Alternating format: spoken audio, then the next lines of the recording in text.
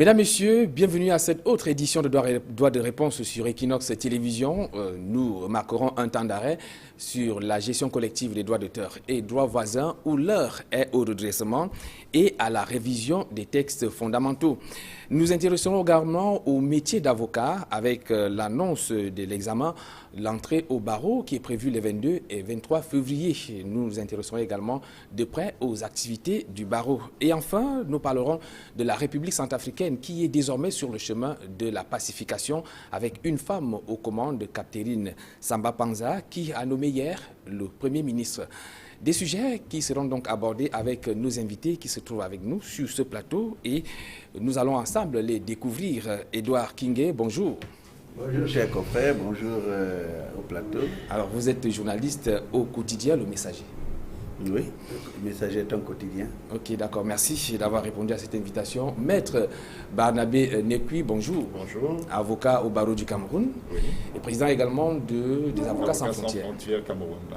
Bienvenue. Bonjour. Et Yango Ekole, bonjour. Bonjour, bonjour. Journaliste à l'hebdomadaire, c'est bi-hebdomadaire ou bi-hebdomadaire Europe? Le bi-hebdomadaire. Bi-hebdomadaire Europe Plus. Europe. Voilà, Jean-Paul Chuniat, bonjour. Bonjour Étienne Pascal. Alors, c'est avec vous que nous allons revoir comment est-ce que la presse a traité l'actualité tout au long de cette semaine. C'est dans la revue de presse que vous signez. Évidemment, il faut dire que l'affaire qui continue de dérouler ces épisodes, c'est la crise au sein du monde musical. Après avoir déchu le PCA de la SOCAM, la ministre des Arts et de la Culture, Amatou Toumouna, invite Dédé Yango aux consultations élargies pour désamorcer la crise MINAC-PCA-SOCAM. Et justement, à propos mutation du 20 janvier, indique que le PCA de la SOCAM déchu a décliné l'offre d'Amatou Toumouna, qui, selon le journal, n'a pas été invité en qualité, n'a pas invité Dédé Yango en qualité de sa casquette, sous sa casquette de président du conseil d'administration de la SOCAM. Dédé Yango indique qu'il ne saurait venir s'asseoir pour des crises qui ont été causées par des décisions illégales de Madame la ministre des Arts et de la Culture. Dans son édition du 22 janvier, Mutation publie une décision de la ministre des Arts et de la Culture, Amatou Toumouna, créant 2 comités pour réorganiser le monde du droit d'auteur, sans fantôme à la tête du comité ad hoc de redressement avec mission, réviser les textes fondamentaux de l'organe de gestion collective et préparer l'Assemblée générale élective qui devra doter du nouvel organe des instances dirigeantes. Amatou Toumouna a surtout mis sur pied un comité de normalisation avec mission, réviser les textes fondamentaux de tous les organes de gestion collective du droit d'auteur au Cameroun. Le quotidien Le Messager, au-delà de publier la note créant les 2 comités, le journal interroge les agissements et motivations d'Amatou Toumouna à créer ces 2 comités. Le Messager relève que la ministre des Arts et de la Culture a omis de mentionner le sigle SOCAM dans sa note. Elle voudrait désaxer le camp Dédé Yango qui a décidé d'en découdre avec elle devant les tribunaux.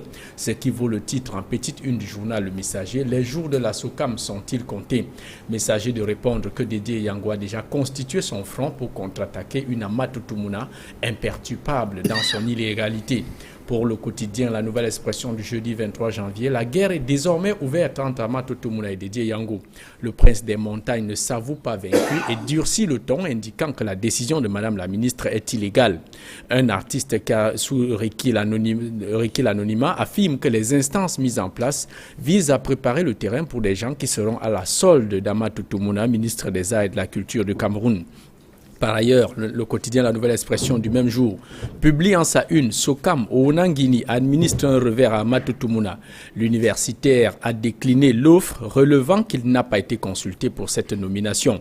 Mutation du jeudi 23 janvier évoque cette défection en donnant la position des artistes fidèles à Dédé Yango.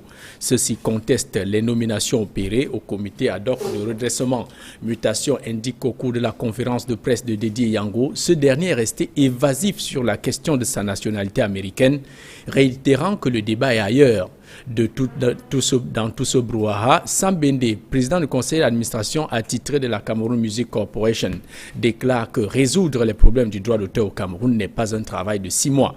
Sur la crise à la SOCAM, le quotidien L'Actu tranche sur le vif en titrant à sa page 7 qui l'emportera entre la ministre des Arts et de la Culture et le PCA de la SOCAM au regard des différentes positions campées. Cependant, la bataille juridique se poursuit. l'avocat de Didier Yango, s'étonne des révélations de Maître Tchougan, avocat du ministère des Arts et de la Culture dans cette affaire, avant de conclure que l'ambassadeur du Cameroun aux États-Unis a menti sur la nationalité de son client. Déclare Maître Irène Tetmen. Le combat se poursuit. Toutes les décisions d'Amatou Toumouna seront attaquées devant les tribunaux, conclut le conseil de Didier Yango. Le deuxième sujet qui nous intéresse, évidemment, qui a fait beaucoup couler d'encre cette semaine, évidemment, c'est le concours d'entrée en stage d'avocat. La lettre de parrainage vendue aux enchères. Les avocats aptes à parrainer les jeunes qui toquent aux portes de l'avocature exigent à partir de 300 000 francs CFA pour délivrer le précieux document. Conséquence, des candidats ne savent plus où mettre la tête. D'aucuns ne savent pas où trouver l'argent pendant que d'autres ont vite fait d'abandonner. La nouvelle expression du vendredi 24 janvier titre « Entrée au barreau des milliers de parrains et candidats sous pression ». Embrouille, impatience, marchandage ont meublé l'ambiance à quelques heures du délai de dépôt des dossiers de candidature à Yaoundé. Des parrains se plaignent que les candidats n'aient eu que 10 jours pour confectionner leur dossier. Le journal relève que c'était l'occasion pour des avocats opportunistes de payer les cotisations dont ils ne s'étaient pas acquittés à temps. Cependant, d'autres candidats déclarent avoir reçu leur lettre de parrainage contre 0 francs déboursés. Troisième sujet qui a retenu l'attention de l'opinion internationale cette semaine, c'est bien la Centrafrique. Et puis la nouvelle expression sur ce sujet parle de leçon de démocratie, titrant une femme présidente en Centrafrique. La présidente de transition a appelé la Séléka et les anti-Balaka à déposer les armes. C'est d'ailleurs le premier pas d'une feuille de route de Catherine Samba-Panza pour ramener la paix et la stabilité dans ce pays en proie au coup d'État depuis son accession à l'indépendance en 1960. Catherine Samba-Panza réussira-t-elle où les hommes ont échoué? David Dako, Jean-Bédel Bokassa, André Kolimba, Ange-Félix Patassé, François Bozizé et Michel Djotodia. La question reste donc posée. Autre volet de l'actualité centrafricaine, c'est le comeback du président déchu François Bozizé. Pour le journal Intégration du lundi 20 janvier, François Bozizé, protégé de Paul Biya, a regagné Yaoundé depuis le 15 janvier. Le Messager du mardi 21 janvier 2014 qualifie ce retour de l'ex-président de la République centrafricaine comme une arme fatale de Paul Biya contre Idriss Déby Itno dans la querelle de leadership en Afrique centrale. Le journal indique que ce retour de François Bozizé intervient une semaine après la démission de Michel Djotodia de pouvoir à Bangui. Et autre coïncidence, le jour même de l'élection de la nouvelle présidente de transition, Catherine Samba-Panza. Le journal Le Messager pose la question de savoir si Bozizé envisagerait-il un retour au pays natal et se porter candidat à l'élection de 2015. Nul ne peut le deviner, conclut le journal. Pour la nouvelle expression du jeudi 23 janvier, François Bozizé est une vraie bombe à retardement. Présence embarrassante ou calculée, toujours est-il qu'il aurait l'intention de se relancer sur la scène politique de son pays, indique le journal. Étienne Pascal Azugue, voilà pour ce qui est évidemment de l'actualité autour des 3 sujets que vous avez évoqués, la crise à la SOCAM, le concours d'entrée en stage d'avocat et évidemment la Centrafrique. Et les journaux ont bien relevé, posant toutes les questions comme vous l'avez d'ailleurs suivi, et certainement à vous et vos invités de répondre aux millions de téléspectateurs de droits de réponse qui attendent donc avoir des éclaircissements en compagnie de vos invités, même si on ne peut pas aussi négliger d'autres faits qui ont eu lieu cette semaine. Évidemment, l'incendie à la Chambre d'agriculture, une autre administration où les flammes ont sévi. Évidemment, les émeutes de Berthois qui ont quelque peu cristallisé aussi l'attention de l'opinion cette semaine, où on indiquerait que peut-être qu'il y aurait aussi des ingrédients de la crise centrafricaine qui se déporteraient en territoire camerounais. Voilà grosso modo comment la presse a traité ces différentes actualités, dont les 3 principaux sont la SOCAM, l'avocature, le concours d'entrée au barreau et évidemment la Centrafrique. Merci Jean-Paul Chouniat. Vous venez donc de planter le décor de ce qu'on aura donc à faire au cours des 90 prochaines minutes, puisque le programme c'est 1h30 minutes. Et je souhaite donc qu'on marque le premier arrêt sur la gestion collective du droit d'auteur et des droits voisins. Alors, Edouard Kingé, on peut parler d'un nouveau chapitre dans la gestion de cette affaire, la gestion des droits d'auteur au Cameroun, la mise sur pied de 2 comités. Comment est-ce que vous réagissez à cela? Un nouvel épisode dans ce feuilleton à rebondissement. Et si on remonte dans le temps, la gestion des droits d'auteur, des droits voisins, même la gestion de la culture en elle-même est un sujet à question. Parce que lorsque nous en sommes aujourd'hui au comité de normalisation, je dirais musical, puisqu'il y en a un qui est footballistique, en attendant d'autres, politiques, économiques et tout, c'est dans l'air du temps. Le problème se pose, est-ce que les textes qui font problème ou c'est les hommes? Au Cameroun, on a l'impression que c'est les hommes qui font problème. Voilà, on aura le temps d'en savoir davantage. Edouard Kingé et Yango Ekole, dans les colonnes de Europe Plus, le journal qui vous emploie, vous avez également traité de cette actualité. Alors, cette nouvelle trouvaille, est-ce la solution pour enfin trouver la sérénité ou alors voir un peu plus clair dans la gestion du droit d'auteur et des droits voisins au Cameroun? J'ai l'impression plutôt qu'on fuit la véritable réalité. Parce que dans cette affaire de la SOCAM ou de la gestion des droits d'auteur, nous avons un personnage central qui revient. C'est Madame la ministre de la Culture. Nous devons faire un peu d'histoire pour comprendre cette affaire. C'est que c'est depuis 2008 que nous avons la même personne.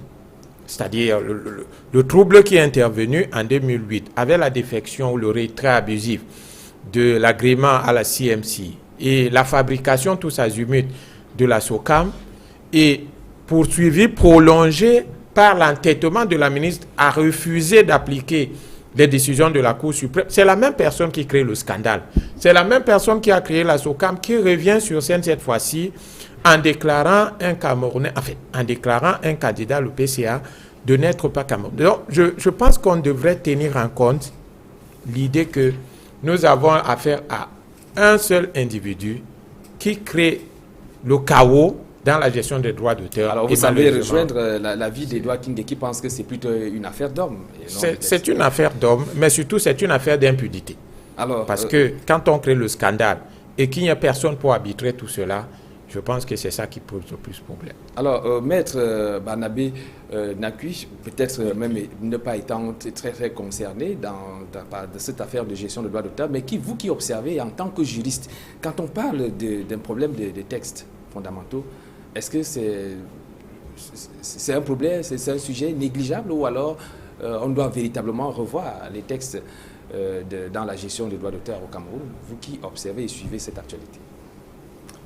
Oui, vous savez, j'aurais bien pu dire que c'est un sujet qui ne m'intéresse pas directement, mais dès l'instant où la question de la nationalité semble être le nœud gordien du problème qui se pose en matière de droits d'auteur, je crois qu'il est bon que le citoyen que je suis et l'avocat que je suis également, n'est-ce pas, puissent s'exprimer sur la question. Mais alors en toute honnêteté et en toute franchise, j'estime que la question de l'invalidation de l'élection de M. Ndédié Yango semble avoir été abordée en ignorant quelque peu les textes qui régissent la question. En l'occurrence, notre code de la nationalité.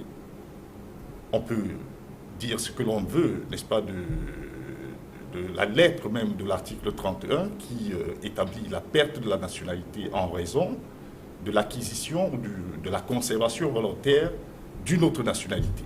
Mais on ne peut pas ignorer que quand bien même le texte prévoit cela, le même texte prévoit les modalités de consécration de cette perte-là. En l'occurrence, seuls les tribunaux de droit civil ont charge de constater cela.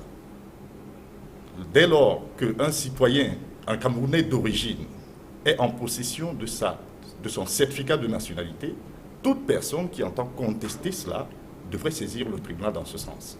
On ne peut donc pas, on ne peut pas déclarer, n'est-ce pas, de facto, qu'une personne n'est pas de nationalité camerounaise, alors surtout qu'elle détient son certificat de nationalité. Alors, il s'agira donc d'un problème de terre. On verra donc ces textes qui dérangent et je vous propose d'accueillir John Boulet qui nous a rejoint sur ce plateau. Bonjour.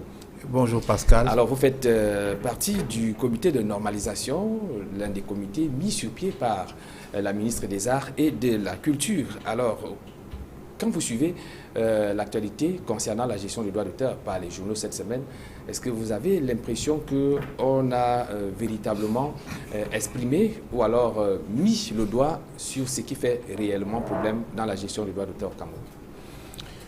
Bon, je salue tous les téléspectateurs d'Equinox, télévision Equinox. Je dirais d'emblée que j'ai l'impression que les journaux suivent un peu l'opinion publique. Parce qu'en fait, le problème du droit d'auteur et de la gestion collective au Cameroun ne date pas de la SOCAM. C'est un vieux problème qui existe depuis que le droit d'auteur existe au Cameroun, de la SOCADRA en passant par la SOCINADA et aujourd'hui de la SOCAM. Il y a également eu la CMC. Entre parenthèses, il y a eu la CMC. Donc je dirais que le respect même des textes n'a pas toujours été la bonne chose. Parce qu'en fait, le droit d'auteur est régi par une loi, la loi de 2000, qui a été suivie par un décret d'application en 2001. Les problèmes commencent par là. Le problème commence d'abord par le décret d'application. Parce que la loi, elle n'a aucun problème. Mais le décret d'application a eu beaucoup de problèmes parce que ça a été interprété par des gens qui ne connaissent pas comment ça se passe dans ce domaine, sur le plan pratique. Et c'est partant de là que nous avons commencé à avoir des problèmes. Au jour d'aujourd'hui, on parle du problème de nationalité, mais je m'excuse, moi je n'ai jamais voulu évoquer ce problème parce que ce n'est pas ce problème qui concerne le droit d'auteur. C'est une conséquence de la mauvaise gestion et de la mauvaise interprétation de ce domaine. Parce qu'il y a une émission de l'État en matière de gestion collective. Quand vous appelez un organisme comme la CPMC, qui n'est dans aucune nomenclature, ni dans l'organigramme du ministère de la Culture, ça veut dire que c'est quelque chose qui a été créé pour se mettre au-dessus des sociétés de gestion collective qui sont par essence des sociétés civiles. Oui, maintenant, quels sont ces textes qui dérangent? Les textes qui dérangent, c'est que, bon, déjà, la loi de 2000, elle est vieille. Il faut se mettre à la page. Donc, il y a des conventions internationales qui sont signées par le Cameroun et qui sont peut-être ignorées sur le plan pratique. Je prends juste un exemple. Si nous parlons de la SOCAM n'a pas signé des accords de réciprocité avec les sociétés étrangères. Elle n'est même pas reconnue sur le plan international. Parce qu'il y a déjà une crise qui a existé entre le ministère de la Culture et la CMC qui n'est pas évacuée. Moi, je pense qu'il revient aux artistes, c'est-à-dire aux créateurs, parce que quand on dit artiste, c'est un mot générique, mais aux auteurs et compositeurs des œuvres musicales en particulier et des œuvres de l'esprit en général, de savoir ce qu'ils veulent. J'ai comme l'impression que beaucoup d'auteurs ne s'intéressent pas aux textes qui régissent leur société. Tantôt, j'entends parler d'associations, il s'agit d'une société civile qui a un rôle spécifique et c'est pour cela que l'État a un droit de regard sur le fonctionnement des sociétés de gestion collective. Ce n'est pas seulement, c'est pas une création du Cameroun, c'est quelque chose qui est universel. Mais à partir du moment où l'État ne sait pas où se limite son rôle et les titulaires de cette société ne savent pas jusqu'à quel niveau il doit faire appel à l'État, on se retrouve dans une situation de non-retour. C'est ce que nous connaissons aujourd'hui. Alors, vous avez, dans vos propos, fait mention du non-respect du décret d'application de la loi de 2000 relative aux droits d'auteur et droits voisins. On suppose, et si on interprète ce que vous dites, c'est que ça revient à la position des droits King et qui pensent plutôt que ce sont les hommes qui ont refusé de respecter ces droits, même si, comme vous semblez le dire, que cette loi est dépassée. Est-ce que c'est un argument valable, Edouard King, pour qu'on ne puisse pas tout d'abord respecter les textes qui existaient déjà pour le fonctionnement d'une structure qui est telle que les droits d'auteur au Cameroun? La réponse est dans votre question. Je persiste à penser que, à partir du moment où le CMC a eu gain de cause au niveau le plus élevé, la Cour suprême, et que on n'arrive pas à appliquer les décisions de la Cour suprême en ce qui concerne la CMC et qu'aujourd'hui on nous sorte dans la boîte la SOCAM et qui change de tête selon la volonté de quelques-uns, il y a un problème de respect des textes. Les textes sont forts. S'il y a des conventions internationales qui ont été signées entre-temps, on adapte uniquement les textes. Mais déjà, avant de les adapter, il faudrait déjà qu'on connaisse quels sont ces textes et qu'on les respecte. Donc les hommes ici font problème parce que au-delà des textes, il y a des intérêts inavoués. il y a une inorganisation artistique qui fait que rien ne marche. Puisque c'est le monde des artistes, donc Voilà, c'est normal qu'on ait une façon effectivement. artistique. Bon, alors, est-ce que parlons à présent de la mise sur pied de ces deux comités, puisque ces comités, on retrouve, entre autres, on a beaucoup plus puisé dans la société civile de l'art musical, la SOCAM, qui, on n'a même pas fait allusion à cette structure dans des deux comités de mise sur pied. Alors, est-ce que les défections, comment est-ce qu'on peut interpréter les défections des différents membres nommés par la ministre dans ces comités Yango Ekole? Comment est-ce qu'on peut l'interpréter? Oui, mais on peut l'interpréter comme l'expression de la prise de conscience de ce qu'on peut appeler la diversion. C'est de la diversion, c'est-à-dire nous vivons là quelque chose de catastrophique. De comment en arrive-t-on au comité de normalisation et ad hoc? C'est de la diversion. Au commencement, la mise en demeure de Madame le ministre avait juste un problème. Il m'a été rapporté un certain nombre d'anomalies, notamment vous, le PCA, vous n'êtes pas camerounais. C'est ça le problème. Maintenant, on nous parlait des textes qu'il faut revoir. Maintenant, on nous parlait du redressement. Ce n'était pas ça au départ. Il y a diversion. Et la diversion naît de ce que Madame la ministre outrepasse ses limites. Nous sommes en situation de société civile. Mais le ministre de l'administration territoriale, pour la même circonstance, a appelé les différents UPCD pour participer aux élections. Plusieurs fois, on renvoie vos listes. Allez vous entendre. Ce n'est pas le ministre qui s'est mis à nommer un comité. Mais ici, nous avons une ministre qui s'assoit et qui se met à dire, bon, ok, pour arranger une situation à l'intérieur d'une société civile, c'est moi qui nomme tel autre. Mais les personnes avisées, alors pour comme vous, le docteur persiste dans... Oui, mais des personnes avisées comme le docteur Onangini, qui voit ce flou et ce chaos, dit je ne peux pas m'associer à cela. Ben Deka, qui est quand même un artiste de poing, dit mais c'est de l'imbroglio, je ne me mêle pas à ça. Je dis que l'impunité dont jouit Madame le ministre depuis qu'elle crée tout ce scandale est chaotique. Et à côté de ce chaos, n'oublions pas que Madame le ministre sera inscrite dans l'histoire comme celle qui a apporté au Cameroun la notion de camerounité, qui a créé le scandale ailleurs. Attention, ce qui se passe aujourd'hui dans l'art musical va se déporter. En commençant à dire aujourd'hui, au niveau des élections seulement, des artistes, que quelqu'un n'est pas camerounais. Quand ça veut se prolonger ailleurs, chez les journalistes, dans la politique et ailleurs, à vérifier qui est camerounais, qui ne l'est pas. C'est un grand chaos qui arrive. Et dans un pays sérieux, on devait attraper Madame le ministre pour atteindre à la sûreté. Voilà, c'est très grave. Vous qui faites partie de ce comité de normalisation, à peine que vous venez de prendre fonction, je suppose, vous qui êtes supposé changer les textes qui dérangent, votre crédibilité est remise en cause. Non, ma crédibilité en aucun cas n'est mise en cause. Parce que je crois que monsieur parle un peu, il réinterprète un peu l'opinion publique. Il ne va pas en profondeur. Nous avons... La plupart de ce qui est en train d'être fait, c'est nous-mêmes qui l'avons demandé. Vous-même les artistes? Nous-mêmes les artistes. Parce que comprenez très bien que la crise n'existe pas hier. Ça ne part pas d'hier. Ça part depuis 2008. Ça veut dire que la SOCAM a fonctionné d'une manière pas orthodoxe. Alors nous avons décrié cela depuis fort longtemps. Et la ministre, enfin, nous a écoutés. Parce que ça ne date pas d'aujourd'hui. Je peux vous dire même que cette assemblée qui a eu lieu il y a un peu plus d'un mois, nous étions contre cette assemblée. Mais je veux dire à monsieur que nous avons été consultés. Moi, j'ai été consulté par Madame la ministre.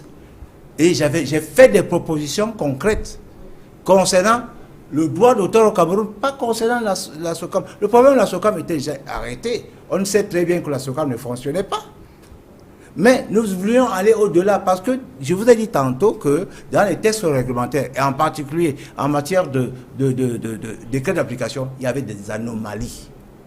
Nous avons eu 10 ans, pratiquement 15 ans pour constater tout cela. Maintenant, le moment est venu pour qu'on revoie de fond en comble cela. C'est pour ça que cette commission comment on appelle ça, de normalisation est mise sur pied. Et si vous voyez la composition de cette commission, ce sont les gens qui ont été à l'origine de la loi et du décret d'application. Quand je parle de Dr Sedan, il a été à l'origine de tout cela. Bon, alors, est-ce que quand on prend les mêmes on veut recommencer, alors que pour revenir sur ce qui semble être contesté aujourd'hui, puisque ce sont peut-être les mêmes personnes qui étaient à la base de la mise sur pied de la loi 2000, si je suis vos interprétations. Alors, maître, vous qui êtes un juriste, dans ce genre, dans ces circonstances, dans ce cas d'espèce, quelle devrait être la position ou alors le point de vue de l'opinion même du juriste que vous êtes quand vous voyez comment cela se passe? Je suis quelque peu perplexe lorsque j'entends M. Ndiongoulé parler, parce que je crois comprendre que cette affaire, au départ, est réglée par les artistes eux-mêmes. Que M. Dédié Yango, à moins que l'Assemblée ait été illégitime ou non conforme en quelque sorte aux dispositions qui régissent la matière, je crois qu'il a été normalement porté à la tête de l'institution. S'il y avait des problèmes même d'adaptation de texte, je ne pense pas qu'il eût fallu passer par sa destitution en raison de sa nationalité pour, n'est-ce pas, finalement, mettre sur pied un comité de normalisation, à moins de décider qu'au-delà de sa nationalité, et également peut-être d'autres problèmes que l'on aurait relevés chez d'autres membres de cette assemblée-là, il y a une inaptitude fondamentale de ces personnes-là à se pencher sur les textes qui font problème et à y apporter les solutions appropriées. Donc moi je reviens et dis, au-delà de l'observation selon laquelle il s'agit, n'est-ce pas, des faits rapportés par l'opinion publique, un problème juridique sérieux se pose dans cette affaire. Oui. Celui de savoir si effectivement c'est de cette manière que l'autorité de tutelle, c'est vrai, mais le ministre de la Culture est l'autorité de tutelle, est-ce de cette manière qu'il fallait régler le problème de la normalisation des textes qui régissent la gestion des droits d'auteur. Toute la question est là. Et sincèrement, je dois vous avouer que il y a une question de procédure qui est allée biaiser les questions de fond en définitive. Voilà. Alors, mais on se rend compte quand même que tous les problèmes que connaît la gestion du droit d'auteur au Cameroun remonte de 2008. Et 2008 qui coïncide avec l'arrivée de la ministre. Alors, le problème, Edouard Kingé, est-ce que c'est la ministre qui fait problème ou alors c'est son entourage? Ou bien c'est les artistes eux-mêmes? Vous posez une question difficile, mais je vais tenter de répondre. D'abord, je pense que Madame le ministre est bien gentille, qu'elle devrait s'occuper des choses qu'elle maîtrise mieux. Je suppose qu'elle a un background professionnel. Quand on a créé autant d'imbroglio dans un domaine aussi difficile, il s'agit des artistes, il vaut mieux tirer les conclusions et laisser de nouveaux développements se faire. Ensuite, la deuxième question, c'était de savoir comment donc on peut s'affranchir de ces problèmes-là. C'est ça? Effectivement. Bon, d'accord. Bien. Je pense que, exit Madame le ministre, il faudrait donc revoir le statut même du ministère de la Culture dans ses différents domaines. Un ministre n'est pas un ministre de la musique. Un ministre de la Culture, il y a tellement de choses. Le Cameroun est essentiellement culturel. Et on devrait repenser à ce ministère qui a mal à son existence depuis des temps immémoriaux. Alors, moi, je reviens vers vous, Ndiongoulé. Je souhaite que vous êtes déjà au parfum de votre feuille de route et que vous avez déjà ciblé ces textes qui font problème. Alors, on aimerait savoir très exactement, vous souhaitez apporter des réajustements au niveau de quel texte? Qui stipule quoi? Qui dit quoi? Qu'on essaie de comprendre. Les réajustements partent tout de même de la loi. Je l'ai dit et je le répète, nous ne sommes pas dans un monde isolé. Le Cameroun fait partie de la communauté internationale. Et il y a beaucoup de textes qui sont régis par des conventions par lesquelles nous sommes liés. Il faut se remettre à la page. Je vous ai dit que depuis un bon moment, le Cameroun est absent de la communauté internationale en matière de propriété artistique et littéraire. Vous savez que l'organisme qui régit les droits de propriété artistique et littéraire, c'est l'OMP. Le Cameroun n'y est pas. Le Cameroun n'est pas présent. Parce que justement, il y a un problème de dysfonctionnement, même de compréhension de comment on peut gérer la coopération internationale. Il y a le fait même qu'une société de gestion collective n'a que deux rôles. Hein. Elle perçoit et elle répartit. Pour percevoir, il faut avoir une assiette de perception le plus large possible. Et ensuite, pour répartir, il faut utiliser des règles bien définies hein, pour pouvoir atteindre et distribuer d'une manière équitable les revenus, hein, c'est-à-dire que les sommes qui sont perçues aux ayants droit. Ce n'est plus le cas. Le droit d'auteur, depuis même le départ de la Socinada, il y a des problèmes sérieux. Alors, il faut remettre tout ça en place. Alors, ça signifie que ce ne sont pas les textes peut-être pour postuler à tel ou tel poste. Non, mais en fait, non, je vous ai dit que tout le monde suit l'opinion parce que même l'opinion est perdue. La gestion quotidienne du droit d'auteur, ce n'est pas le conseil d'administration, ce n'est pas le PCA, ce n'est pas les administrateurs. Ils sont élus par une assemblée générale qui est souveraine et qui donne mandat au conseil d'administration pour pouvoir définir les grandes lignes du fonctionnement d'une société. Il revient à la direction générale de gérer au quotidien la société. Et cette direction générale qui vient rendre compte. Depuis un moment, ça ne fonctionne pas comme ça. C'est plus simple que tout. Je ne sais pas pourquoi les gens vont chercher midi à 14h. À partir du moment où on ne peut pas faire cela, ça veut dire qu'il n'y a pas de droit d'auteur au Cameroun. Alors, quel est le sort qui sera désormais réservé à la SOCAM? Parce qu'on semble tout parler, tout fait comme si la SOCAM n'existait pas, comme si il n'y a pas eu, parce que moi je crois que c'est l'effet déclencheur de tout ce qu'on connaît maintenant, Yango Ekole. Quel est le sort qui est réservé à la SOCAM? Doit-on assister à la mise sur pied d'une autre société de gestion des droits des artistes et musiciens, plus précisément? Non, je pense que nous sommes là dans un cercle vicieux, dans la mafia. Avant même la SOCAM, il y a la CMC. Le contentieux n'est pas vidé. Mais vous avez écouté Maître tout à l'heure vous dire que c'est à un juge qui revient de constater qu'un citoyen n'a pas sa nationalité. Madame la ministre est-elle juge? Non, mais comment? Parce que c'est ça le problème au départ, s'il vous plaît. Le problème au départ, la mise en demeure du ministre tient de ce qu'il m'a été rapporté, n'étant pas juge, que vous, PCA élu, vous n'êtes pas camerounais. Est-ce au ministre de constater qu'un citoyen n'est pas camerounais? L'avocat sur le plateau nous dit non, c'est un juge. L'affaire n'est pas devant le juge que la ministre a déjà créé des comités ad hoc et des comités de normalisation. Je pense qu'il y a vice de procédure. Je pense qu'il y a une anticipation qui n'a pas sa place. Je dis et je pense qu'il faut décrier ici la maladresse et la mafia qui sont organisées autour de la gestion des droits d'auteur et qui font les malheurs des artistes. Même si j'entends ça et là, quelques propos qui frisent un peu l'analphabétisme, c'est nous qui avons donné mandat au ministre de parler à notre place. Qui peut donner mandat à un ministre de gérer sa propre famille? Nous sommes en plein droit des sociétés de droits d'auteur. Ça ne peut pas se faire. Je pense que ce que dit monsieur n'a pas de sens. Ça n'a pas de sens. Ça n'a pas de sens, d'autant plus que même la convocation de cette assemblée était illégale. Si vous voulez qu'on revienne sur les textes de monsieur, la SOCAM, les textes de la SOCAM disent que c'est le conseil d'administration qui convoque une assemblée générale. Vous voulez que j'aille plus loin? Vous parlez comme au quartier. Allez plus loin. Oui, parce que le conseil d'administration qui était dirigé par Mme Odingaska n'avait pas terminé son mandat. Le mandat de ce conseil d'administration expirait au mois de juin 2014. Il y a des textes qui régissent jusqu'à présent la SOCAM. Mais c'est pas le ministre. Est-ce que ça a été respecté? Mais monsieur, c'est pas ça le problème. C'est pas le ministre qui est juge. Mais quand il y a contentieux, on va devant le juge. Qui a organisé l'Assemblée? C'est le ministère. John Boulet, je souhaite, Edouard Kike, vous allez prendre la parole, mais on revient toujours, on trouve au centre de ces préoccupations les artistes et musiciens eux-mêmes. Alors, finalement, est-ce que ce problème ne devrait vraiment pas trouver solution entre les artistes et musiciens eux-mêmes?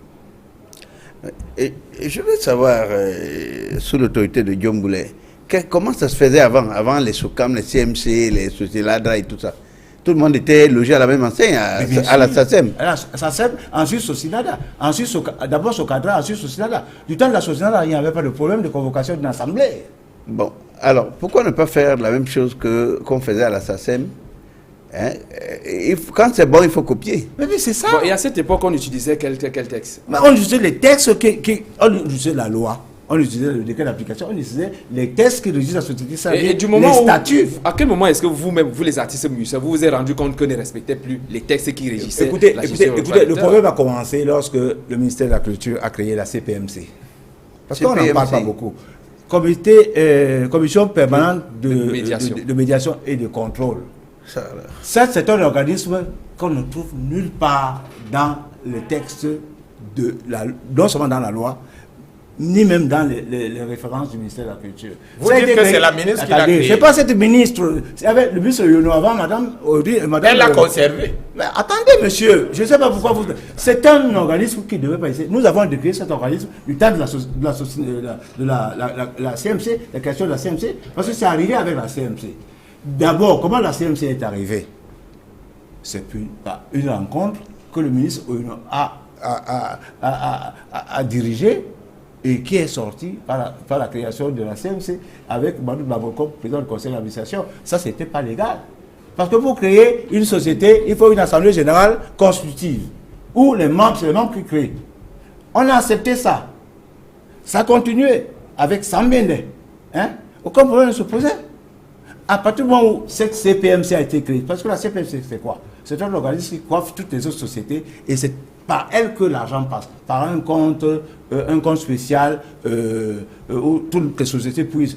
C'est quelque chose d'énorme. Alors, John Boulay, il y a quand même une préoccupation, une question qui me vient par rapport à tout ce que vous développez comme argument. Vous étiez au courant de tout ce que vous avancez là et vous avez observé, vous avez constaté. On a dénoncé. Vous avez dénoncé auprès de qui et quelle était? Auprès des autorités, auprès des artistes, auprès de tout le monde. Il a dit tantôt, il y a des choses qu'il disait qui sont vraies. Là, il y a une mafia qui s'est mise en place. Et cette mafia ne date pas d'aujourd'hui. Alors, la mise sur pied des deux comités. Ça permet de délaguer tout. Ça permet de revoir les choses à fond d'accord, éliminer les mafias. Est-ce que vous savez qu'on a eu à travailler sur la base des statuts de la SOCAM avant même qu'il y ait cette assemblée? Et ces statuts devaient être adoptés. C'est ce qui revient dans le comité ad hoc qui a été créé. C'est-à-dire ce qui aurait dû être fait avant même qu'il y ait eu assemblée n'a pas été fait. Voilà, Maître Barnabé Tchapui, moi je souhaite qu'on revienne sur la composition même de ces différents de ces comités qui devraient non seulement assurer le redressement, mais également essayer un peu de faire le toilettage au niveau des textes qui dérangent. Quand on met sur pied ce genre de comité, ce type de comité, et on ne concerte pas, on ne se concerte pas avec ceux qui devraient faire partie.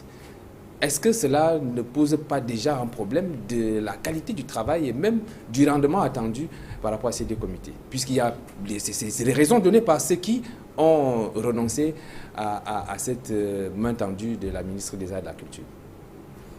Non, je ne voudrais pas, a priori, émettre un jugement de valeur sur la configuration d'un tel comité et avoir des appréhensions alors qu'ils n'ont pas encore travaillé, n'est-ce pas, sur le résultat de leur travail. Tout le monde connaît M. John Boulay comme étant un de nos grands artistes. S'il en fait partie, c'est déjà quand même un signe positif.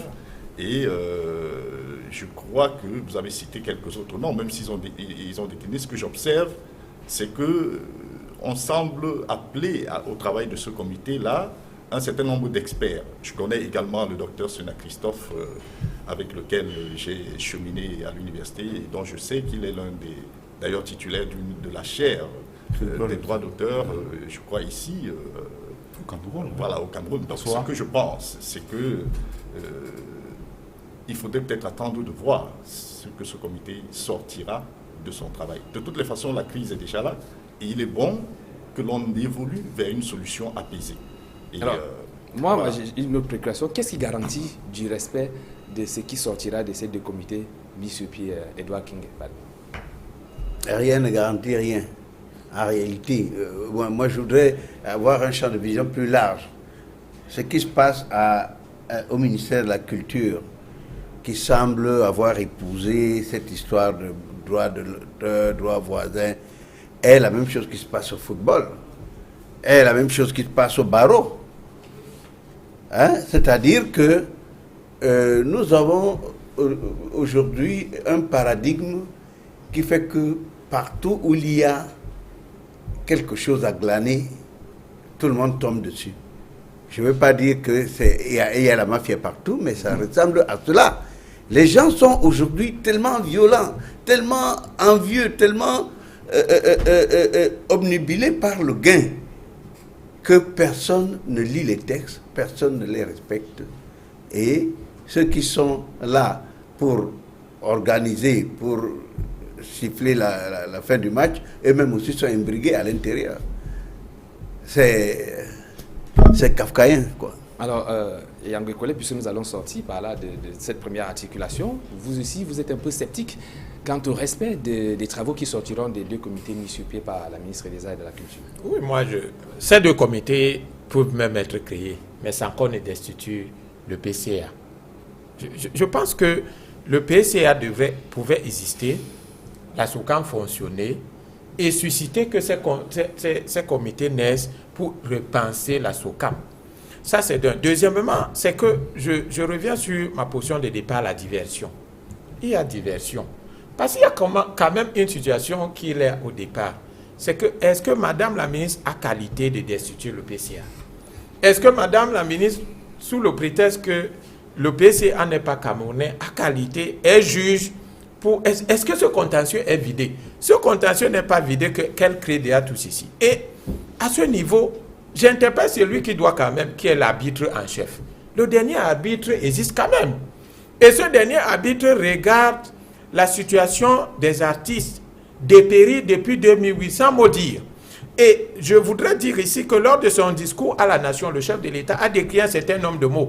Voici ce qui accentue cette situation. Lorsqu'un ministre s'improvise comme ministre à scandale, tient la gestion des droits d'auteur en autarcie et veut gérer ça à son vouloir. Je voudrais rassurer le grand frère Djomboulet, dont les chansons ont certainement bercé tout le monde et j'ai de l'admiration, que notre intervention, je ne suis pas artiste, je n'ai pas un intérêt à gagner, mais notre implication et notre intervention, c'est d'interpeller les consciences. Okay, s'il vous plaît, sortez de l'encerclement de Madame la ministre qui veut vous orienter et vous faire marcher à son vouloir.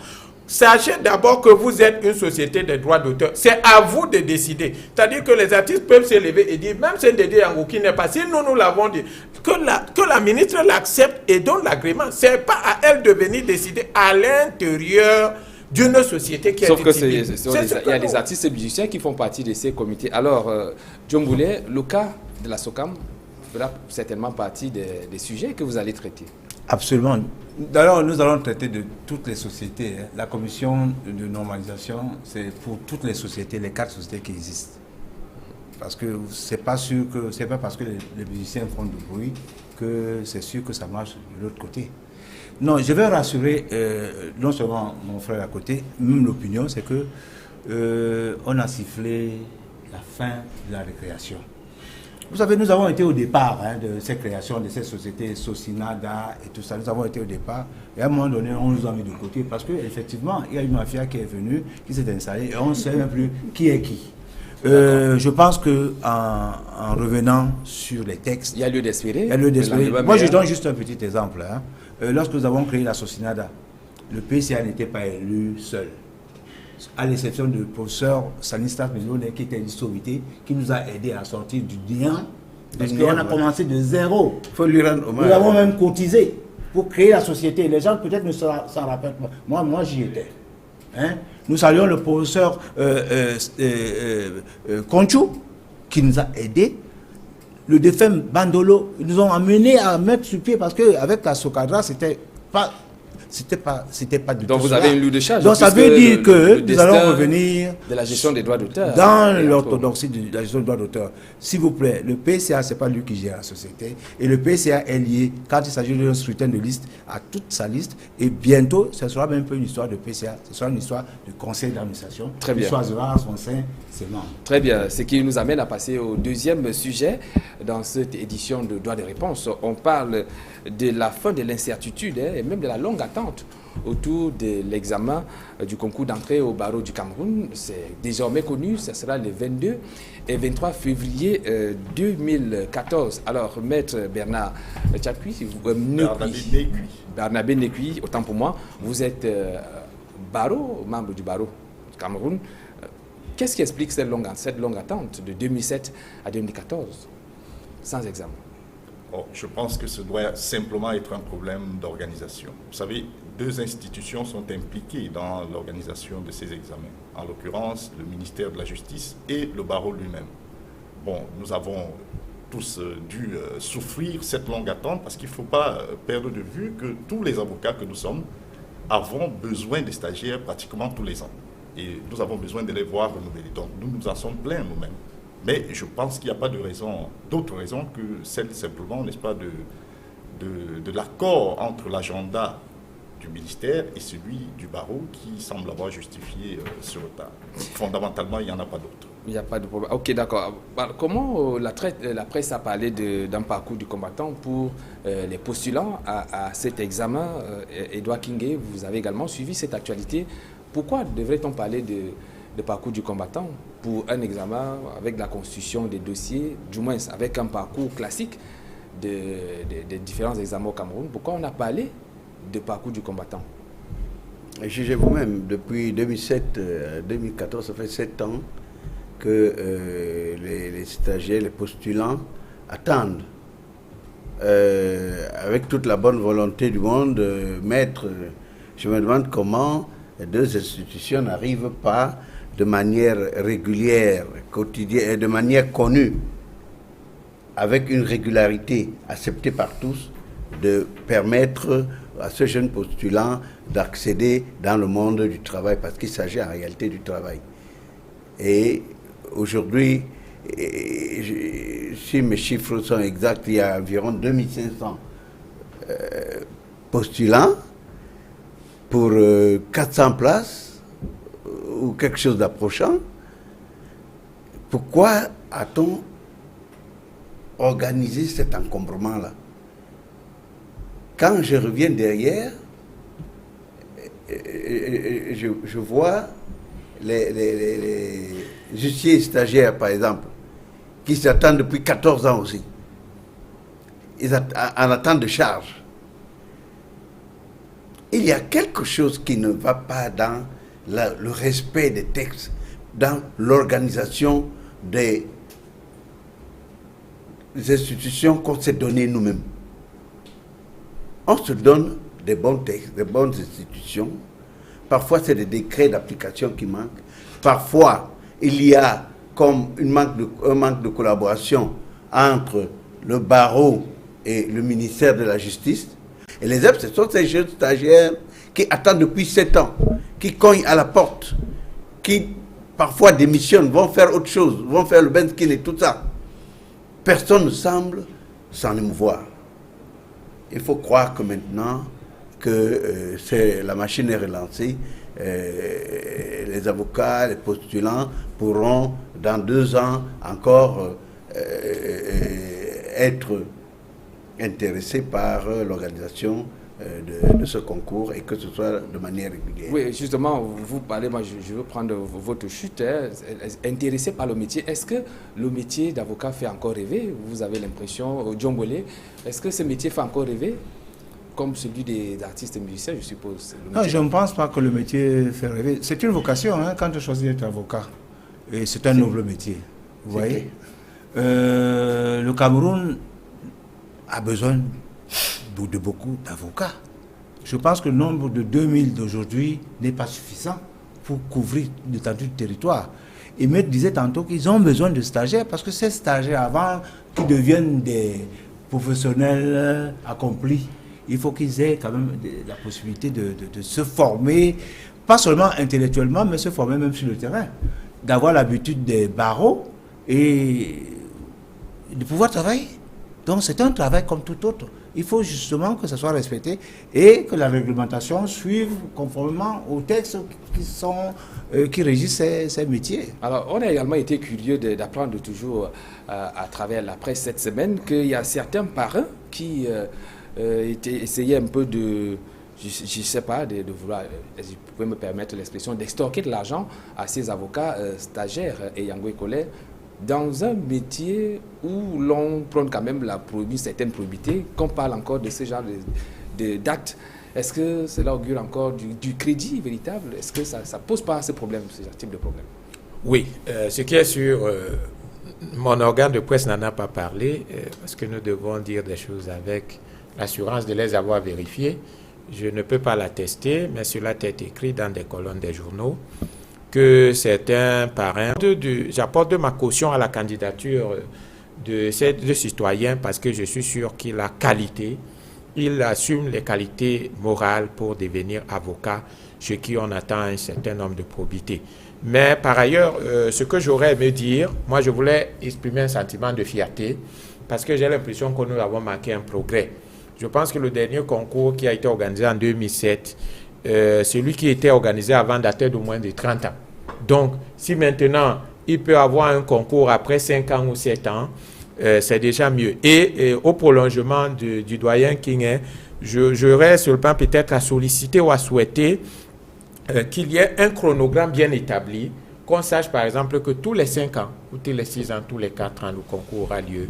Je pense que ça permettra aux candidats de se préparer avec un peu plus de sérénité. Oui, Maître Barnabé Nekui, est-ce que vous avez été mis au parfum qu'il y aurait eu ce type d'acte dans la composition des examens de ceux qui postulent au barreau du Cameroun, à votre niveau?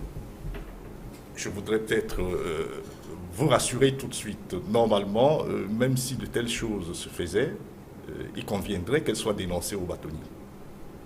Parce que tout de suite, je dois vous dire que c'est un devoir pour chaque avocat, tout avocat, de payer sur ses deniers propres ses cotisations.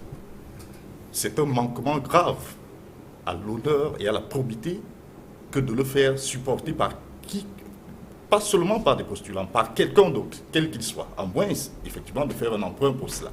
Mais je veux dire, le principe même de l'avocature réside dans le fait que l'on s'acquitte spontanément et naturellement de ces charges ordinales en quelque sorte. Alors comment le barreau fait-il pour se rassurer que tous ces avocats-là s'acquittent de leurs droits de cotisation?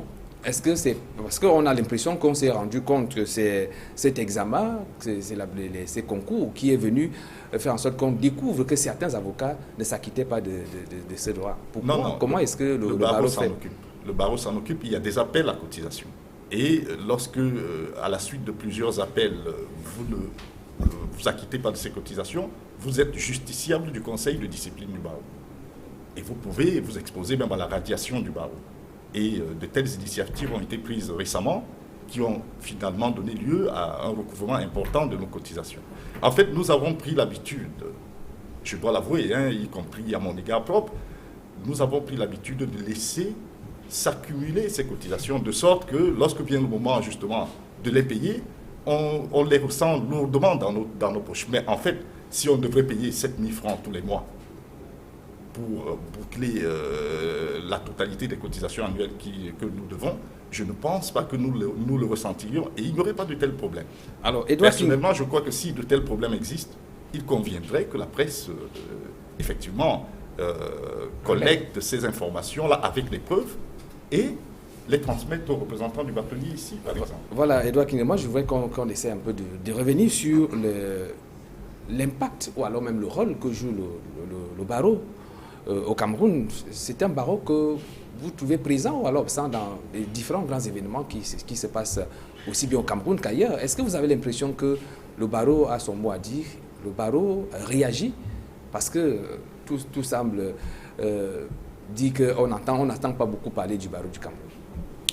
Oui, je dois dire que le barreau camerounais, depuis son premier président, Maître Gorgé Ndinka, c'était dans les années 70, a beaucoup évolué. Il est même devenu plus moderne aujourd'hui et plus présent. Et on peut seulement regretter que, en tant qu'organisation professionnelle et sociale, elle n'ait pas souvent porté la parole sur des faits de société qui méritent une attention sur le plan de portée nationale. On a vu le président de l'Assemblée, c'est comme ça qu'on appelle ? L'Assemblée générale. De l'Assemblée générale, on a vu le bâtonnier Mouna au moment de questions de liberté, durant les années de Braise, 90, porter la parole, essayer d'attirer l'attention sur les droits de l'homme, sur la liberté d'expression. Mais à l'heure actuelle, on a par exemple la question de la double nationalité. On s'attendait quand même à ce que le Barreau fasse une sortie et que les uns et les autres puissent avoir une idée un peu plus claire là-dessus. Là-dessus, on s'attendrait à ce que le Barreau soit plus présent dans la vie la société camerounaise, au-delà des prétoires. Peut-être que ça va évoluer, mais j'observe que depuis Maître Tchunga, en 2007, on n'a plus beaucoup entendu parler Maître de Barnabé, vous vous sentez concerné? Est-ce que le Barreau, il s'affaire à quoi, au juste? Le Barreau s'affaire à la défense des droits. Mais comme toute institution, vous savez, M. Soulez Larivière, qui étudie des corporations telles que les nôtres, a dit qu'il arrive quelquefois qu'une corporation telle que le Barreau pêche pas des excès de suffisance et croit qu'il n'y a plus rien à faire et donc s'en donne un tout petit peu. Ça nous est arrivé aussi, reconnaissons-le. Mais il y a des faits historiques du Barreau qui ont également été énumérés par le doyen. C'est vrai, l'histoire de ce pays a été aussi marquée par la contribution des avocats, lorsque cela a été nécessaire. Ma question pour l'instant est de savoir, est-ce qu'entre 2007 et aujourd'hui, il y a vraiment eu des questions qui interpellent fortement le Barreau et à propos desquelles le Barreau n'a pas été présent? Il me semble pas, malgré le fait que cette question de double nationalité soit également un problème préoccupant dans ce pays, je crois qu'il ne faudrait pas qu'on appelle une institution à s'y mixer dans des questions qui peuvent se régler simplement. D'accord. À présent, le ministère de la Culture, par exemple, a un très bon avocat en la personne du bâtonnier Tchunga. De son côté, M. Didier Yango a un très bon avocat, une bonne équipe d'avocats, en la personne en tout cas de Maître Pensy. Sauf qu'ils n'interviennent pas au nom du Barreau du Cameroun. Mais non, mais ça suffit, cette bataille judiciaire suffit à éclairer la question spécifique. Par ailleurs, le Barreau, le bâtonnier est en consultation permanente avec le garde des Sceaux qui a la principale prérogative de gestion de cette question de nationalité. Donc, le bâtonnier n'a pas besoin d'écrire à la presse pour dire quels sont les avis qu'il a pu donner au garde des Sceaux sur la manière d'appréhender la question. Voilà la réponse. L'intervention des avocats vous a-t-il permis, du moins en ce qui concerne l'affaire de double nationalité, de voir un peu plus clair, puisqu'on a l'impression que les deux camps sont restés campés sur leur position? Non, je pense que c'est un bon débat. Et il est aussi bon que ce soit les avocats, c'est-à-dire les hommes, des défenseurs ou des conseils, parce qu'en fait, le rôle de l'avocat n'est pas forcément que de défendre. C'est aussi d'intervenir dans les faits de société en donnant des conseils parce qu'eux, ils maîtrisent la loi. Hein. Moi, je pense que parfois, certains avocats se perdent. Et ça, c'est ce que je constate depuis un certain temps. Ils se perdent beaucoup plus dans les histoires politico-politiciennes. Ils voient des positions de certains avocats qui n'ont pas besoin de montrer leur appartenance, de trancher de certaines choses, et ils se mettent en conflit pour rien du tout, et ça perd un peu l'opinion. Vous savez, l'opinion apprend à travers ce que les gens qui sont des spécialistes, à travers ce qu'ils disent. À partir du moment où, comme dans cette affaire de double nationalité, que moi personnellement, je suis pas, ça me gêne pas du tout qu'il y ait double nationalité, hein, ça me gêne pas du tout. Mais à partir du moment où il y a une loi, il faut pouvoir la respecter.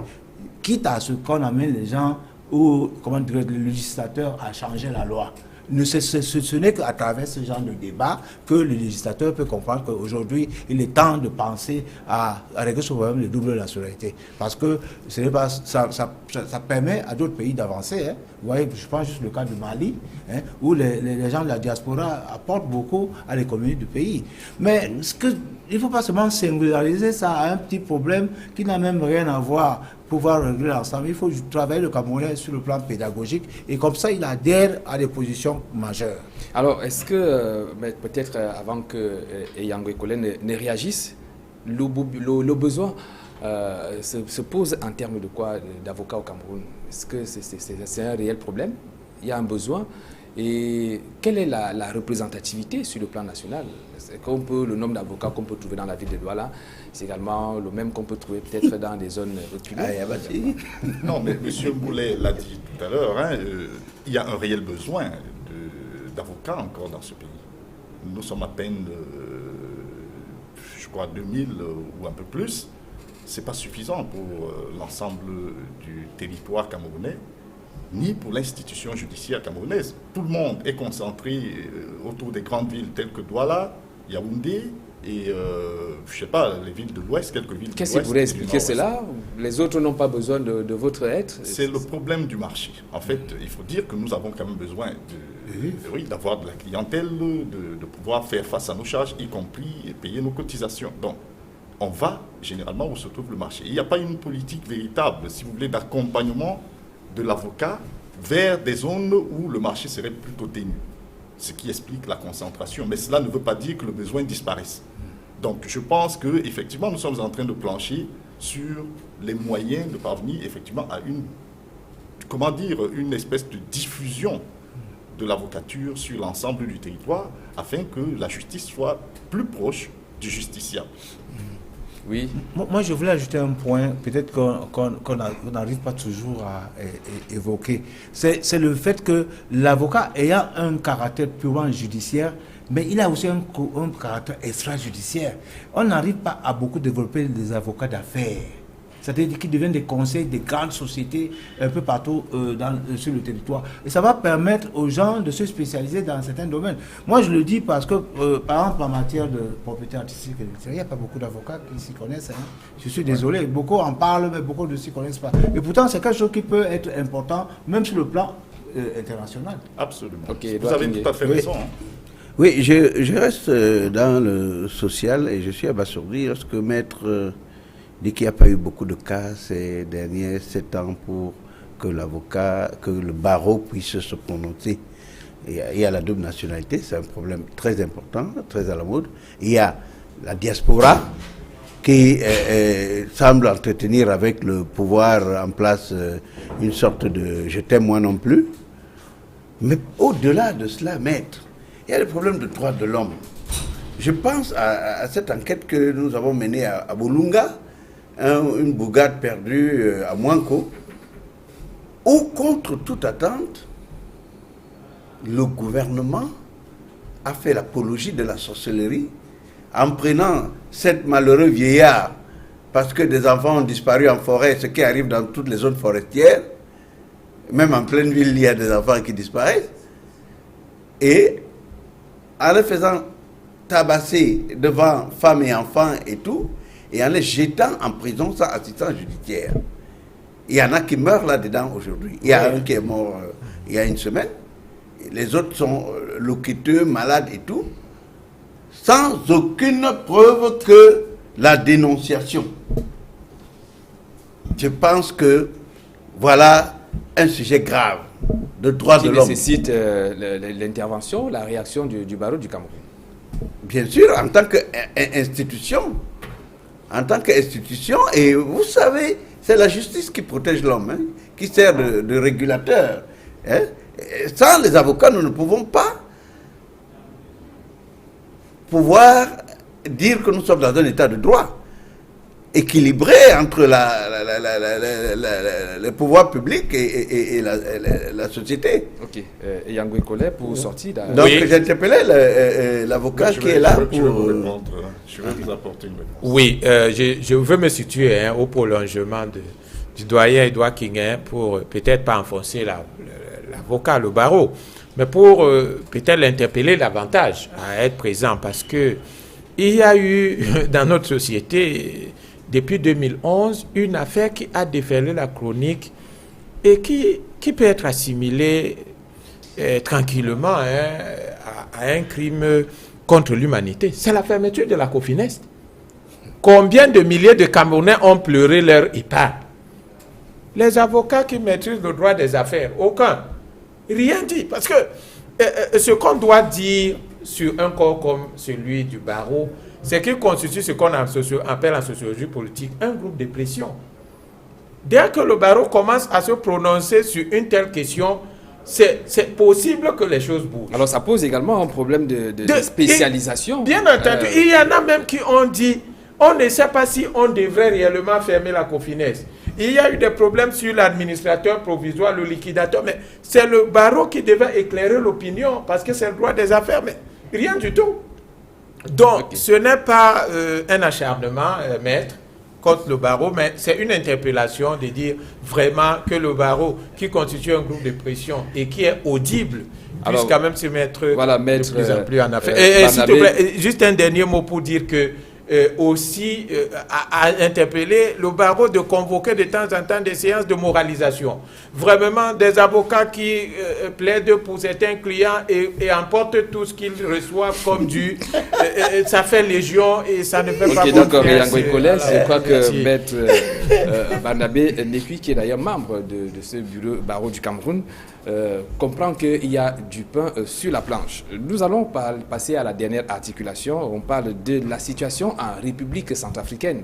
La présidente de transition a donc prêté serment il y a quelques jours et elle a par ailleurs nommé un premier ministre. C'est donc Catherine Samba-Panza est désormais lancée sur la pacification de ce pays. Dispose-t-elle des moyens nécessaires pour en arriver, Edouard King? Oui, je dois dire que Madame Samba-Panza est née, est créée avec dans son berceau une cuillère en or. Elle a toute la communauté internationale qui semble dire que bon, maintenant, fini la récréation, la Centrafrique doit marcher droit. Et elle a été adoubée par la communauté internationale dans une sorte de choix. On a saupoudré ça, on a habillé la démocratie en disant, bon, 340 bonhommes se réunissent et disent que, bon, on élit Samba Panza, ce n'est représentatif de rien. Mais parce que la communauté, c'était la volonté de la communauté internationale ou alors des Européens et des Nations Unies, que on puisse arrêter le mal à ce niveau. Alors pour vous, le principe, c'était juste d'avoir un nouveau visage ou alors une nouvelle personne, sans toutefois que vous avez l'impression qu'elle ne fasse pas l'unanimité au niveau de la RCA, c'est ça? Faire l'unanimité, c'est demander si l'opinion publique a été invitée à ce ballet. Non, on l'a choisi. Elle a été choisie. Maintenant, on va lui donner les moyens de réussir. Ça, c'est sûr. Mais n'oublions pas que c'est une transition. Et que, après cela, autant le mandat qu'on lui a donné, dès qu'il arrivera à expiration, elle devrait en principe organiser des élections pour permettre aux Centrafricains. Et en cela, c'est bien. Si ça peut arrêter les souffrances, les pertes en vie humaine, les déplacements, afin que la Centrafrique retrouve, qui est un pays extrêmement pauvre, qui devrait même déposer le bilan si c'était possible pour un État, et afin que cette Centrafrique retrouve enfin une certaine sérénité. Alors, notre préoccupation, c'est la presse camerounaise qui continue toujours à suivre cette actualité de loi. Et Yangoy Kole, vous ne vous sentez pas du tout concerné par cette actualité qui se passe dans le pays voisin, et on n'a pas l'impression que les médias, la presse camerounaise s'intéresse véritablement à ce qui se passe en République centrafricaine, une presse qui se contente des comptes rendus tels que vus dans des médias étrangers. Comment expliquer cela?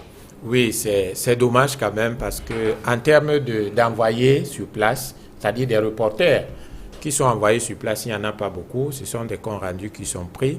Mais je dois dire qu'aucun Camerounais, pour parler que du Cameroun, ne devrait se sentir indifférent par rapport à ce qui se passe en Centrafrique, encore que il nous est rapporté qu'il y a des bruits de munitions qui crépitent au niveau de la région de l'Est, ce qui veut dire que ce qui se passe chez le voisin peut se passer chez nous. Mais de plus en plus, si vous pouvez permettre de dire que le conflit centrafricain ne doit pas être abordé à un niveau très superficiel. Je voudrais seulement vous faire remarquer de voir comment les conflits se déportent d'un pays à l'autre. Je pense que nous avons affaire là à ce qu'un journal qui vient d'arriver, qui s'appelle le Sphinx, a titré le retour de la colonisation. Nous avons là le retour de la colonisation. Tout a commencé par le printemps arabe, qui visait simplement à tuer Kadhafi. Parce que Ben Ali, on l'a fait partie, bon, vas-y, ça va. Le président égyptien, vas-y. Mais il fallait tuer Kadhafi. C'est le retour de la colonisation parce que Kadhafi avait déjà mis sur pied le satellite africain qui fait perdre 500 milliards aux États européens. Et il parlait de créer le Fonds monétaire africain avec siège à Douala, qui devrait avoir plus de budget. Donc, vous voyez que les États européens sont en crise. Il leur faut trouver des nouveaux débouchés. Et évidemment, la vache à lait, c'est l'Afrique. Mais est-ce que ça nous amène à comprendre, à décrypter maintenant ce qui pourra favoriser ou alors faciliter le retour à la paix en République centrafricaine, puisque oui. C'est de ça dont il est question maintenant. Oui, le retour à la paix, justement, j'embraye, le retour à la paix commence par ce que Kadhafi a proposé depuis 1999, la création des États-Unis d'Afrique, qui est un vieux projet de Kwame Nkrumah. Sauf que ça sera encore un long processus. Oui, ce n'est pas un long processus. Des Centrafricains oui, qui sont actuellement en débandade, qui ne vivent pas en sécurité chez eux et qu'il y a quand même des structures qui sont en train d'être mises sur pied, notamment l'élection d'une présidente. Il n'y en avait pas après la démission de Michel Diotodia. Alors, cette réconciliation, ça doit être basé sur quoi, Maître Barnabé Nekui, vous qui suivez cette actualité? La réconciliation en SCA, ça devrait d'abord commencer par quoi? Par nécessairement une espèce de rassemblement de tous les citoyens centrafricains autour de l'idée de la patrie centrafricaine. Je pense que Mme Catherine Samba Panza, je ne veux pas savoir de qui elle tient son pouvoir. Ce que je comprends, c'est que lorsqu'on écoute ses premières interventions, on comprend que c'est une femme qui a cela à cœur, à savoir pouvoir rassembler tous les Centrafricains, jeter sur le terrain l'arbre de la paix qui va leur permettre de vivre ensemble et de se reconnaître comme tels dans leur pays. Elle est, heureusement, n'est-ce pas, une dame qui s'est toujours mise un peu à l'écart de ces questions partisanes. C'est une des raisons, un des critères qui ont déterminé son choix. Et je vois qu'elle a désigné un Premier ministre qui est fondamentalement technocrate et qui n'a pas souvent été technocrate sur le terrain économique.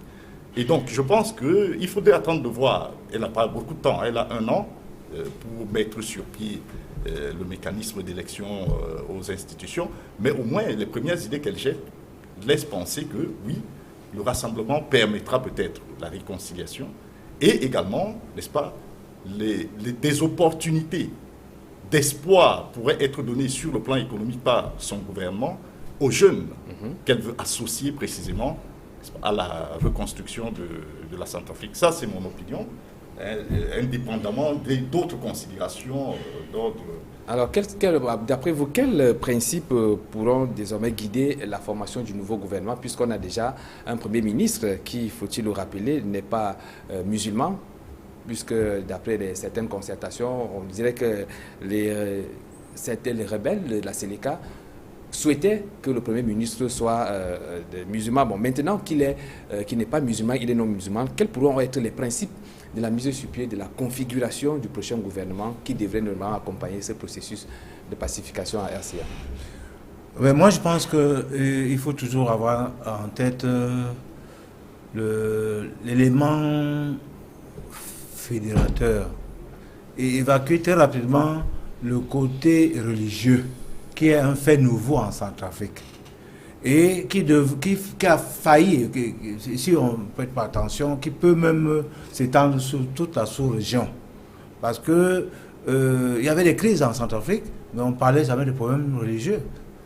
Aujourd'hui, si cette dame est arrivée, je crois que, comme le disait tout le monde ici, l'Union internationale a voulu un peu ralentir les élans de tout ce qui voulait déstabiliser ce pays. Et il suffit seulement qu'elle joue son rôle, pleinement son rôle, c'est-à-dire assumer la transition, et que le moment venu, que les élections se fassent d'une manière tout à fait normale, c'est-à-dire dans la transparence et dans la démocratie, pour qu'on ne puisse plus relever les problèmes pas seulement tribaux, parce que ça restera, il ne faut pas qu'on se le cache, mais les éléments qui divisent, qui sont ceux des religions. Et il faudra aussi que les pères de l'Afrique centrale veillent sur tout cela. Parce que les différents pays de la sous-région sont liés. Hein.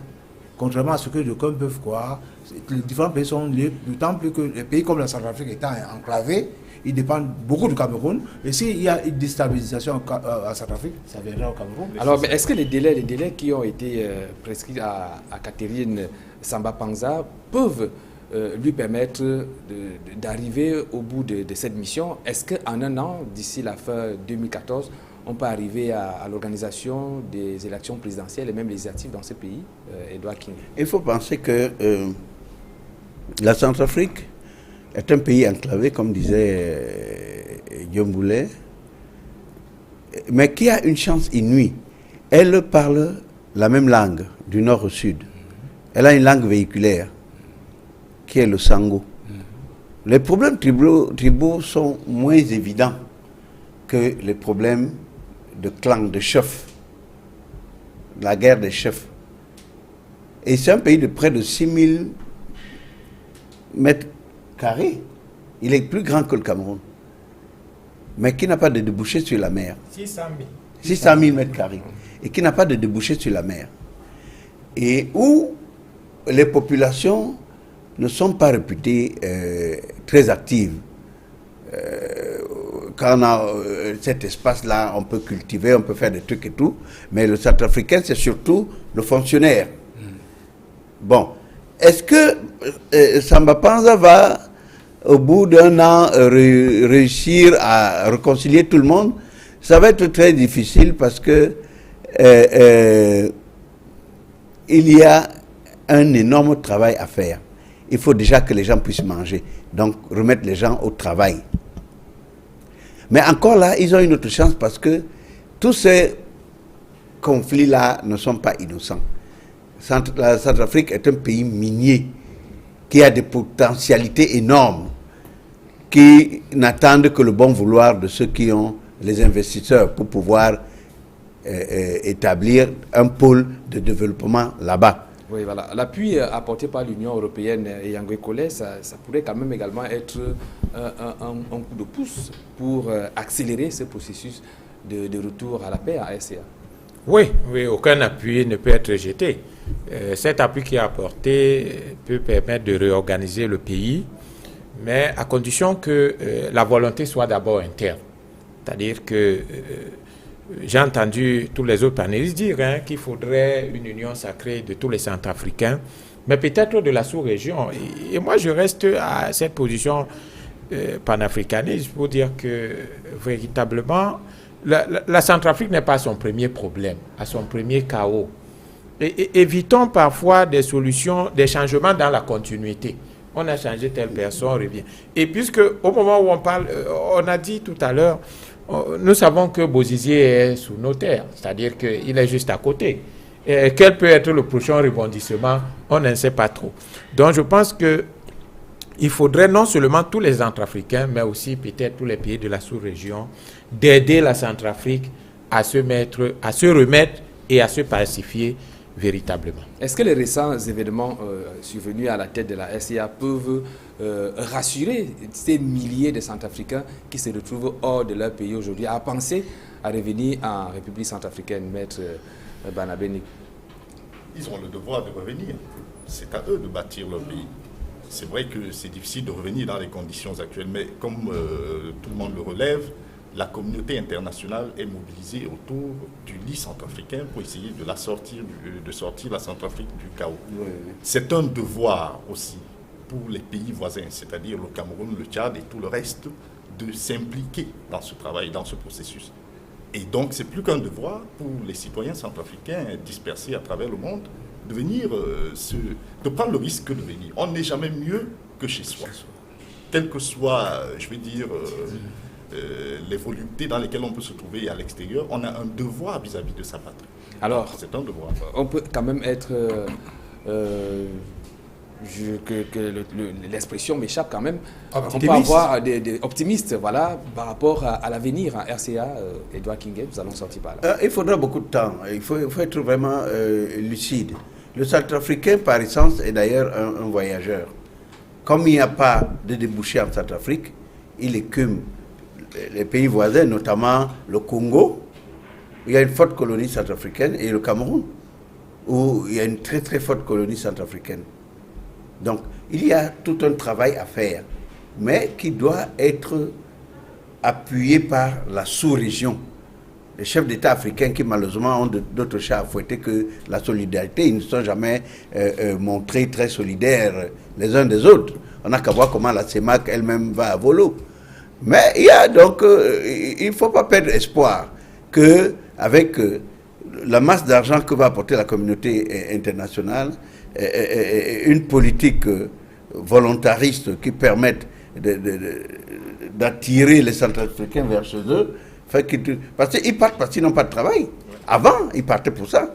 Aujourd'hui, ils partent parce qu'il y a les canons. C'est ça. Donc, on peut toujours espérer. Vous prenez pour les États que les États de la sous-région se donnent la main pour que la stabilité revienne à SCA. C'est la même option que vous voyez, Yango Kole? Oui, moi je suggère et je souhaite que l'adhésion des uns et des autres soit sincère. Parce que nous connaissons la logique des pyromanes sapeurs-pompiers. Ceux qui mettent du feu reviennent encore jouer les clameurs. Donc, je souhaite que les différents acteurs qui apportent leur contribution dans le rétablissement de la paix en Centrafrique soient sincères. Parce que c'est cette sincérité qui pourra permettre que les uns et les autres soient rassurés de ce que la paix est véritablement revenue, sans oublier que sans indexer les uns et les autres, mais nous devons savoir que dans les ministres de la Séléka, il y a les Soudanais, les Tchadiens et autres. Comment pourra-t-on faire pour que tout cela rentre chez eux sans que cela ne crée des heurts? Je pense qu'il y a du pain sur la planche. John Moulin. Oui, moi je ne dirais pas autre chose que tout ce que le panel a pu dire. La Centrafrique, c'est un pays qui a beaucoup de richesses. Et de gros consommateurs de vos œuvres. Oui. Oui, bien sûr, nous sommes pratiquement liés. Hein, et tout ce qui passe à la télévision camerounaise, on a en Centrafrique. Et moi, c'est un pays que je connais. J'ai été à Bangui. Et c'est déplorable que ce beau pays... Il faisait bon vivre là-bas. Il fait bon vivre à Bangui. Il faisait bon vivre à Bangui. Et les Centrafricains sont très accueillants. Ça, c'est ce que j'ai pu découvrir. Et il faudrait quand même qu'on revienne vraiment à la paix. Et que tout le monde pense à l'intérêt du pays. Pas aux intérêts égoïstes. Voilà, tout le monde pense à l'intérêt du pays. C'est tout le bien qu'on peut souhaiter à ce peuple voisin, au nôtre. Chers panélistes, merci d'avoir répondu à cette invitation. Mesdames, Messieurs, c'est ici que nous mettons en terme à cette autre production de droits de réponse. Donnons-nous rendez-vous prochainement. Merci d'avoir été à notre compagnie.